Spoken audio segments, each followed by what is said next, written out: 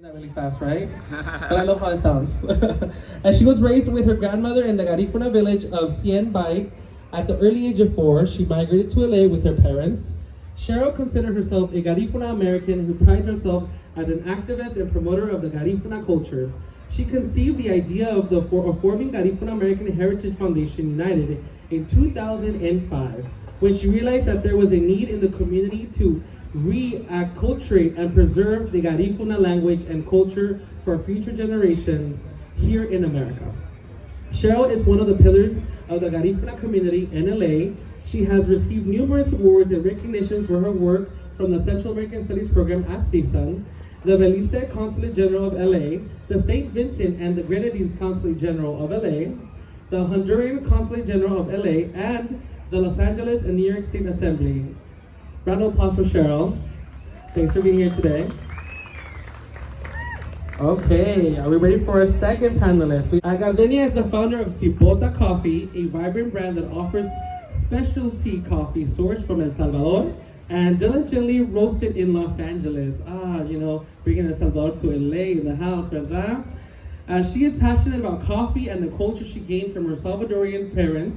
Alongside sharing El Salvador's astonishing coffee, she aspires to share the amazing stories of El Salvador and the Salvadorian American people. And our last panelist is Chef Anthony Salguero. He is a Bay Area native and the founder of Puchica restaurant in Oakland. His food brings together traditional Salvadorian wood-fire cooking techniques, family recipes, California cuisine, and nearly a decade of experience in fine dining. Anthony's career was built in fine dining kitchens including Plum Horse in Saratoga, Saison, and Community Wealth in San Francisco, and Cuatro in Palo Alto. He served as executive chief at Michelin-recommended Michelle Bristow in Oakland and was co-chef at the Bardo Lounge and Supper Club in Oakland. Of equal importance, his love for the Salvadorian food is built from his frequent visits to San Salvador, visiting family and friends. All right, we have a wonderful panel, and I'm gonna be throwing it over to you, Carla. I'm super honored to be sharing the stage with these three wonderful Centroamericanas.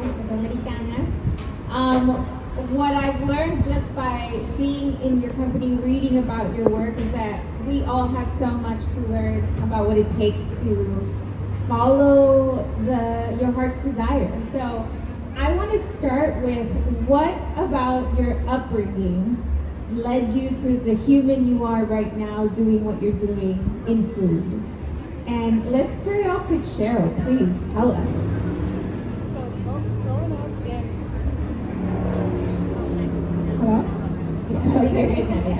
Okay, so growing up in my little village in Central America and being just around Mayan, Garifuna, Creole, all the different cultures that we were raised up around in that little village. It was a little village, and we were proud about our culture, about our cultural identity and our foods, our unique foods and everything like that.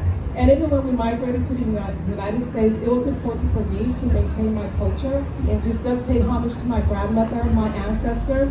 So it was very important for me to make sure that I maintained my Garifuna identity and my culture. Okay. So much of the work, I feel like I've talked to the two of you. Our grandmothers have a lot to do with. So, Gardenia, do you want to take it off over there? Yeah, so You want to talk more into the mic right there, just so that... So I think the inspiration for me pursuing coffee was, like the moments and the memories my parents shared with me, specifically with coffee and food. And like being away from them, for a few years, it's missing those moments. And so wanting to learn more about where these memories came from for them is really what pushed me to start this. Hi everyone. Sorry. I think for me, I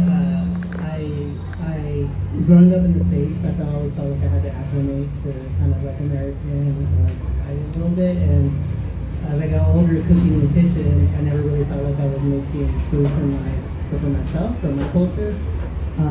So I really wanted to understand myself more and kind of cook for myself and make food that I really believe in or that it's a part of me. So So, you know, getting into Salcadorean food was always like, was meant to be for me. I really feel that food is a way that we can touch home. Some people even say you can time travel, right? Because so much of our diaspora cuisine is a certain way when it arrives here in the country, and then it changes. What have kind of been your experiences with Garifuna culture, Salvadoran coffee, and you know, being at the forefront of contemporary Salvadoran cuisine? What have kind of been the tensions of holding on to those traditions that grandma taught you, but now as a modern day living person in 2024? Anyone can popcorn in here. Están en su casa, okay? I mean, a big one for me is like the way coffee's roasted. Okay. I feel like generationally we kind of learn to consume things in different ways.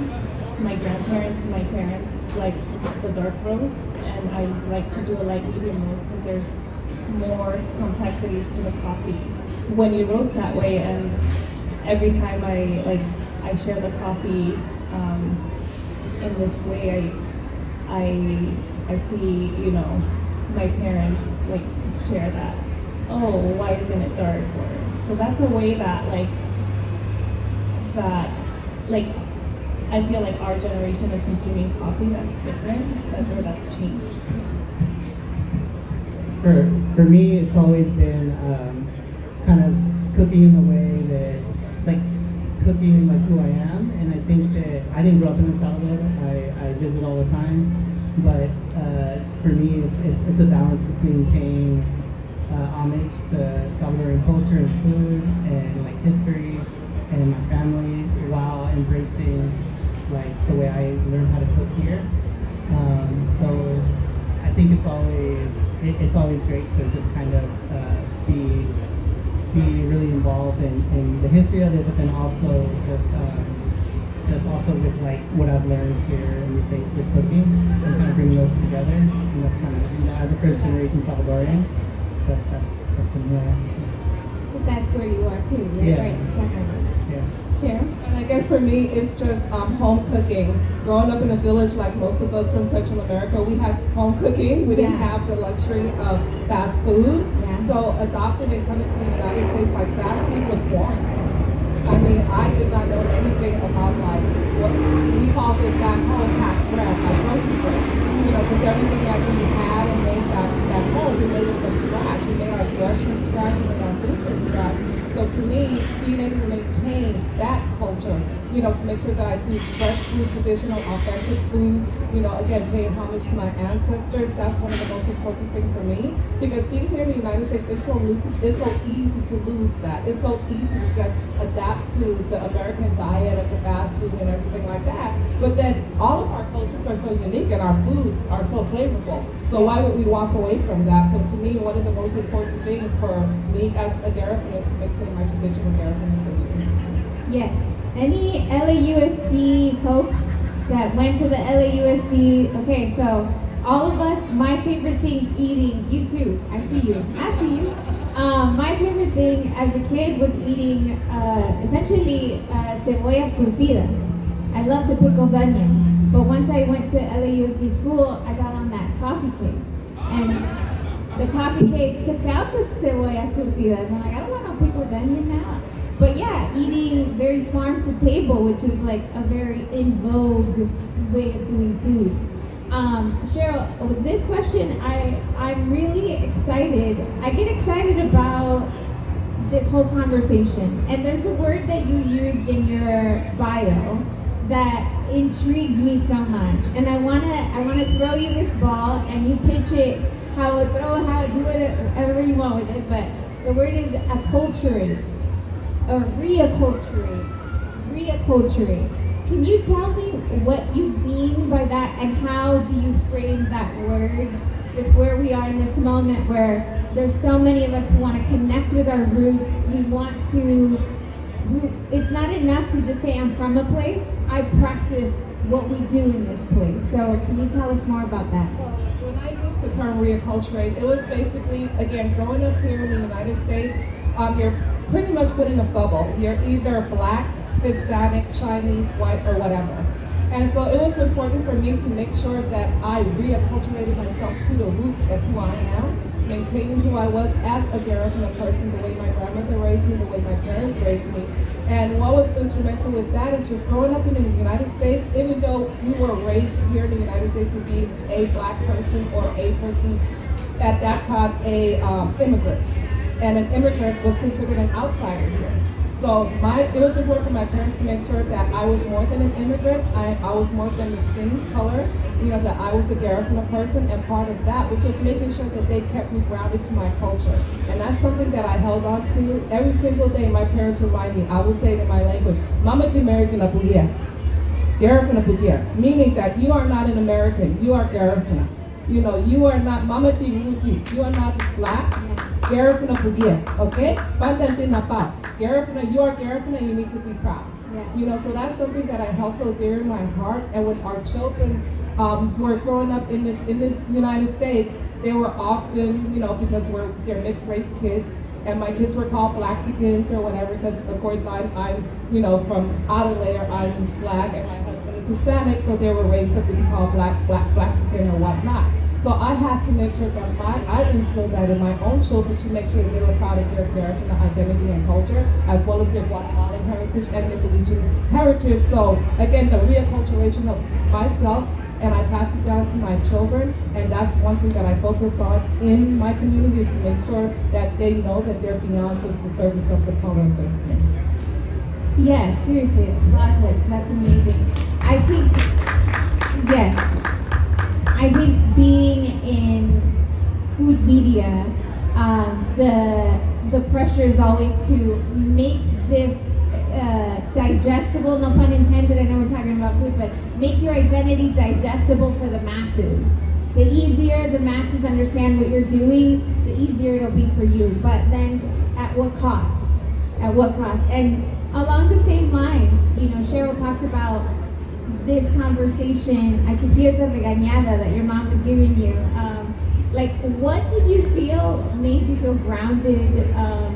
And I love this conversation of feeling grounded, because food comes from the ground. We could take it that deep, right? But what were those things that made you feel grounded when you are representing a small community in a big, big stage?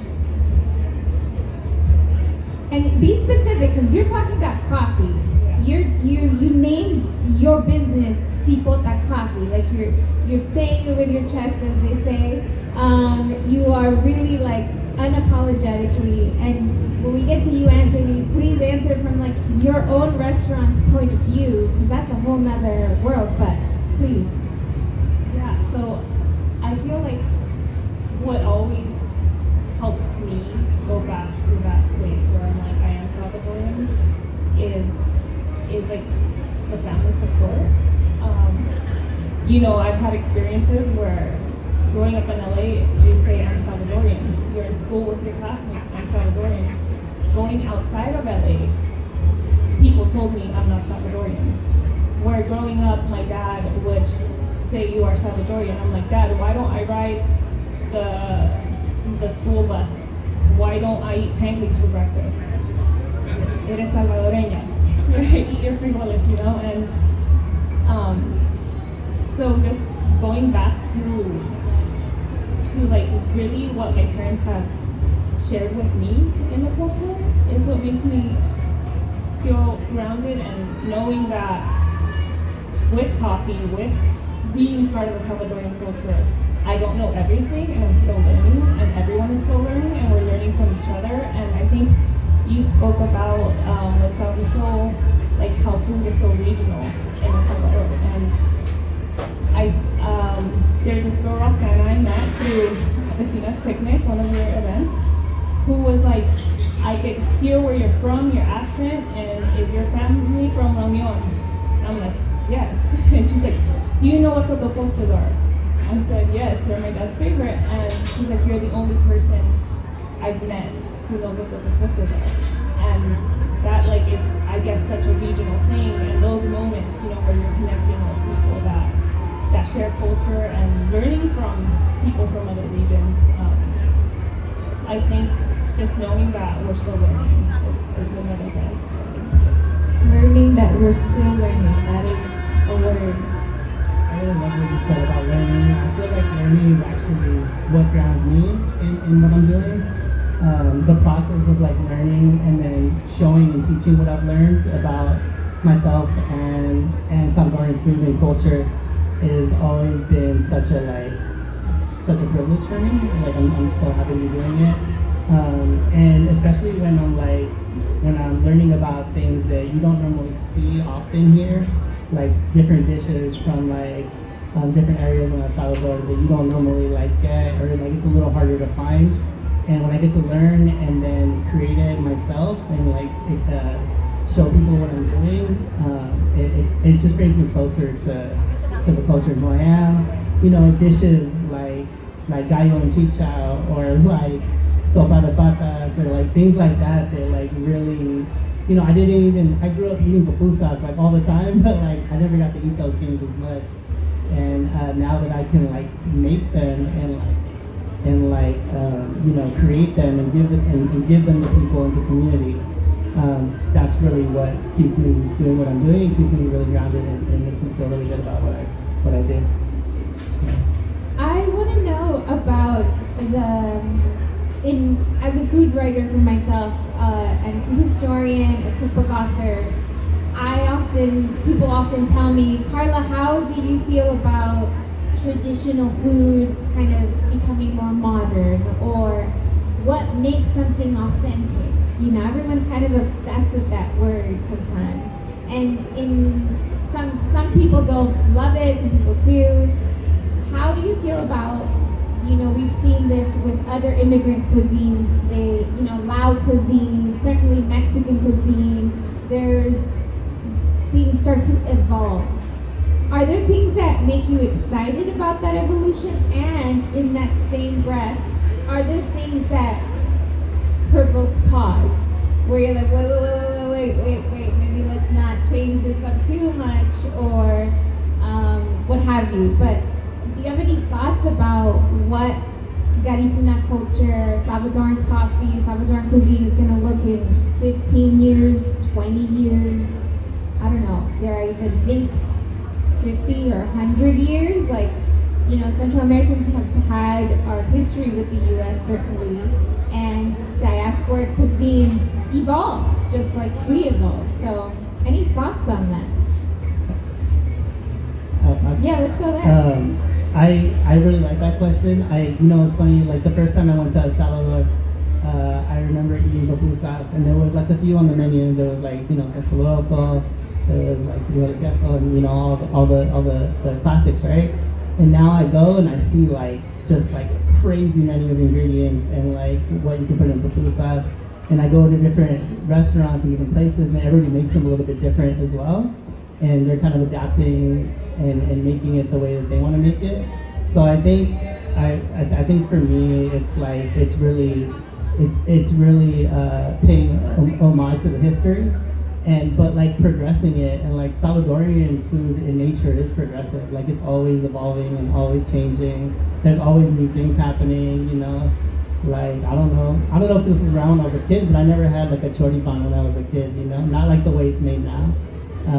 So like just seeing how it's constantly evolving, I think that authentic is really just like cooking from your heart and making food that you believe in. And I mean, if you're Salvadoran, or if you're from wherever you're at and you're making that food, by nature it's authentic. It doesn't have to be exactly how Abuelita made it. You know, it could be how you make it with a little bit of how Abuelita made it as well. You know, so that's how I feel about it. I think it's exciting to have a little bit of both.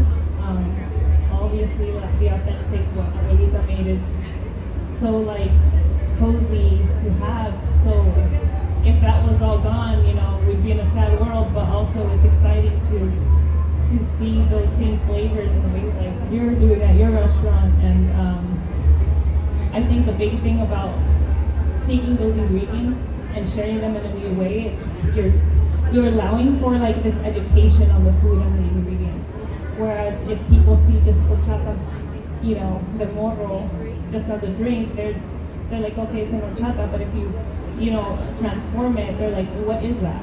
And then you can give an education on where this comes from and, you know, the background and the stories behind everything. That's so real. I could never make it like Abuelita made it anyways, so I'm not even gonna try. I'm gonna try though.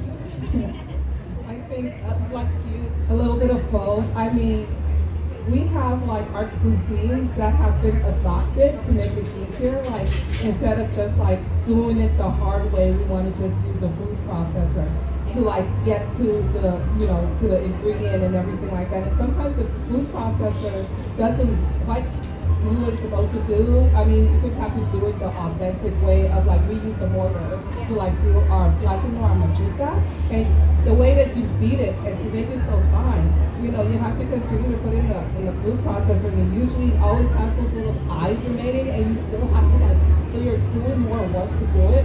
So you might as well just do it the authentic way in the first place, and just that process that you go through, you know, to me it's self-satisfaction when I have to grate my coconut instead of getting a coconut, you know, from the coconut can, because it doesn't taste, to me, it doesn't taste as good. Yeah. So I like more of the authentic way of cooking. And of course with adaptation, I mean, I like when people fuse different things together. You know, like we'll do a garifuna, we'll do like a let's say like a tamale, but then we do it with, you know, other ingredients with garifuna foods infused in like, you know, the different stuff that we do here in the United States. So I like, you know, kind of fusing it together. I love each of your answers, and I'm going to tell you why. There's a responsibility and a nuance that you're all saying, like, wait a minute, you have to, maybe what matters most is developing a discernible eye. Like, you know when it feels right, and when you're like, nah, you don't know what you're doing. You know, you're trying to pull a gimmick, you know. And I like that, because it tells you have to be familiar with the cuisine, so you know how to go about it. And something you have all touched on is that there's a certain technology. We think about technology as like a phone or a computer, but using the mortar and pestle is a form of technology, and we can still access it now, and it still serves its purpose. And what a fantastic thing that you can share now and in, you know, in the past. So that's amazing. I would love for you all to tell me, what's a dish that you grew up with that you don't eat enough of now as an adult, because maybe it takes too long, or you don't see it, or maybe you just want to tell me, what's a dish, put me on, you know, what am I missing as far as like what you know or what you grew up, what you had in your house. I'm going to give you some time to think about it, and I'll answer my own question that I don't have an answer for. But I'll say that I think that some of the things that I love about Salvadoran cuisine is learning how many different kinds of atols there are. And atol culture, I think, is such an act of being present, right? You're not like in the car drinking atol because that thing is hot, you know? So you're really having, it's an invitation to have a community with people. And I don't know that LA has the food culture of LA invites atol moments. So that's something I feel like my LA life here, or maybe just urban living, doesn't necessarily make time for that. But does any one of you want to take that question? With me, like my favorite food, Garifuna food growing up, is called Puchica. And Puchica is basically, it's grated green banana. You grater it, and then you drop it in, like, the stew is made of fresh coconut milk. You drop it in the stew and it's boiling, and it develops like a little ball, you know, and then you eat it, you know, and it's so good. It's like the best thing that I love to eat. But one thing that we find that's hard here is to get green bananas. Like, we go to all of the stores, we go to the Mercados, we go to like the Pacific Islander store. They only have like the ripe ones, and we need the real green. The greener the better. So it's really difficult for me to find like that green, you know, banana, so I can make my Puchica, you know. Wow. I've been on a hunt for an ingredient, and it's like, oh my, what I gotta do, you know. Wow. For me, it's like carocho. What is that? It's basically like a chicken soup. with cornmeal, but it has to be the right kind of cornmeal. And it was my favorite soup my mom made for me as a kid, and I still ask her, like, can you make that otro? And it's been maybe like a couple years now where she's like, I can't find the cornmeal. So yeah, it hasn't been the same. And I went to her house once and she's trying to grind up the maize, and she's like, it's not coming out right. Wow. I've never had that. I want to try that. Yeah. That sounds so good. Yeah, it's like elevated chicken soup. Wow. That's a hard question for me. I eat a lot, like all the time. Like, and I eat what I want all the time. But I think because I eat so many different things, and I'm constantly like cooking and constantly making food, I think what I miss is like the simple things, like you brought up, like plantains, like plátanos, like just like a Salcadorean breakfast. Like I never eat that simple, just like tortilla, like queso, you know, egg, frijol, like plátanos. Like I think that I miss that. I want more of that in my life in the mornings, every morning. That was gonna be my other answer. I like to person. You know, one of the things that I got asked a lot writing about Salvadoran food, because it's not written about, I feel like I think Netflix had Street Food of Latin America, and they totally skipped over Central America. It's like that's 7 such different countries. Like El Salvador has its own region, and we're the smallest one, and there's so much, you know, like I feel like I've written the book, but I feel like I know maybe 7% of what the whole entirety of the cuisine is, not to mention how vast and large and different Garifuna culture is. We're not even talking about Guatemala, like all the different, and shout out to Momo's, 2 Guatemalan sisters over there, delicious food. 2 minutes, okay, wow. So I want to know, like, what have the misconceptions been about Central American food that you've interacted with? Restaurant, coffee, you know, all of the activism work that you've done with building a whole heritage foundation. Like, I know for me, some of the things that they told me is like, well, why can't I call Salvi food Mexican food? Y'all use the same stuff. Those have kind of been the remarks that I get. Has there been anything that just has really like upset you? Lay it out. Tell us all. I've had someone just tell me Central American coffee sucks. Just like that. Yes, straight up. That's so immature. Wow. But I shared how special it is and why, and I think that just made it all better for me. But I think, again, education and teaching people why it's special is going to change that perception of what these things are like. There's always like a level of frustration when somebody asks me for like chips and salsa when they come to the restaurant. Like just a little bit of a level of frustration. But then I instantly feel better because I get the opportunity to like explain like what we are and what we do and the food and the nuances and why it's so different than maybe Mexican food that they've had in the past. About our ingredients and the tropical ingredients that are involved, and the corn and just the fruits and the spices, and all the different things that people they have no idea about. Like, and I think it's always an opportunity to be able to explain that and to talk about it. And so frustration at first, and then it's just like, yeah, let's talk about it. Let's explain like why it's so different and why this is not Mexican food, and that always feels really good to be able to do that. Yeah. I think that one of the misconceptions that they have about my culture is a lot of people are unaware that Garifuna people are actually in Guatemala, Honduras, Nicaragua, Belize, and on the Court St. Vincent and the Grenadines.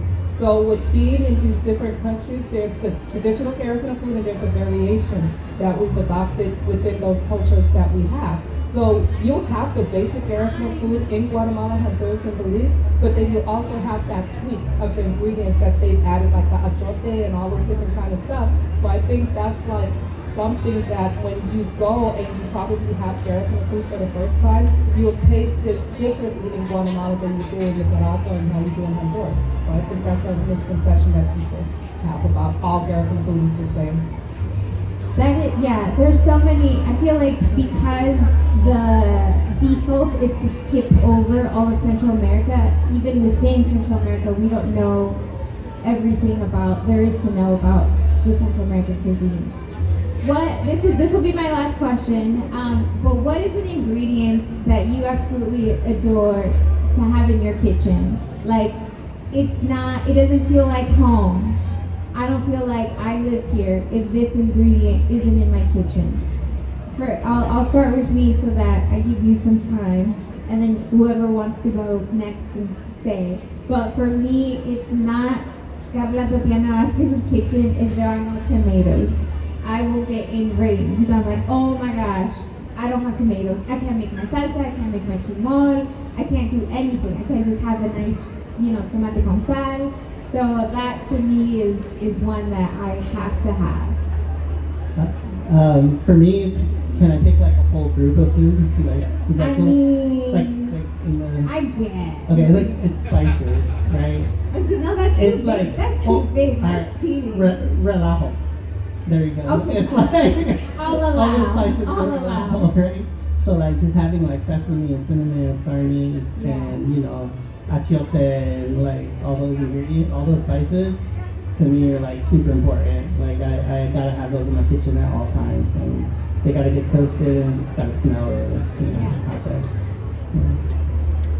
For me, I want to choose a whole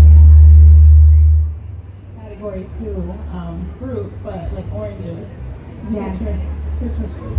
The freshness, yeah. For me, it has to be consomme. You have to have consomme. If you don't have consomme, I can't cook. I have to have consomme. Period. Yeah, and she said period. Like the powder stuff, right? Yeah. Oh, I put that on everything. Like everything. It's crazy. I love it. Well, I want to keep learning from the three of you because I think that each of you showcases an elegant and beautiful way of standing up for yourselves and for the people you love.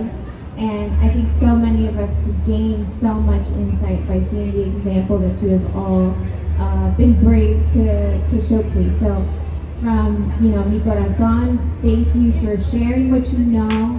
And thank you for our lovely audience for being here present with us. Yes, a round of applause for them.